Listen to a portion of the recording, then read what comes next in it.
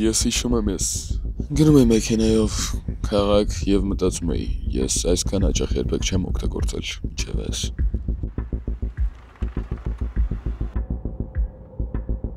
Սա վտանգավոր է եւ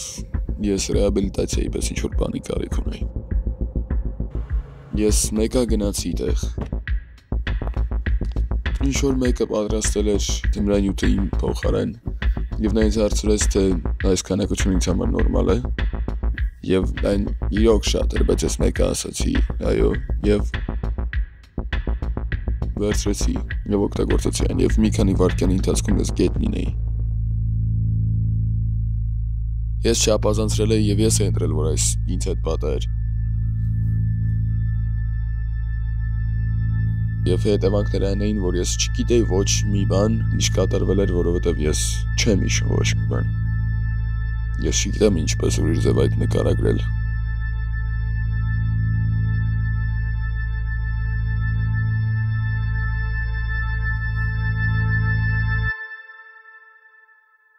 Կարծիքով ես գցել էի ինձ, որովհետև ես ընկել էի երրորդ հարկից։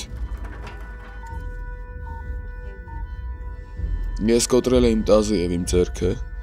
ես պետք է նորից սովորել քայլեի մոտակա մի քանի շաբաթը, եւ ես անցա մի քանի պրոցեդուրայի միջով, որ իմ քիթը վերականգնեմ այն վիճակին, որը կար որ առ։ Եվ այդ ամենը իմ համար արժեցավ մոտավորապես $500,000 հիվանդանոցային ծախսերով։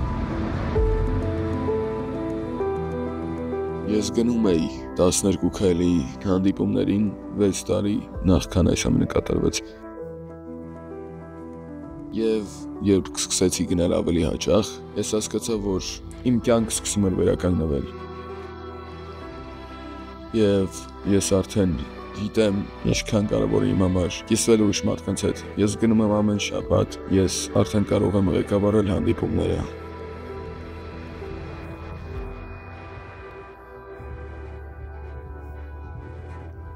12 քայլը իմ համար այն էր, որ ես պետք է լինեմ այնտեղ մարդկանց հետ, ովքեր տարապում են, որ ցույց տան, որ նրանք մենակ չեն։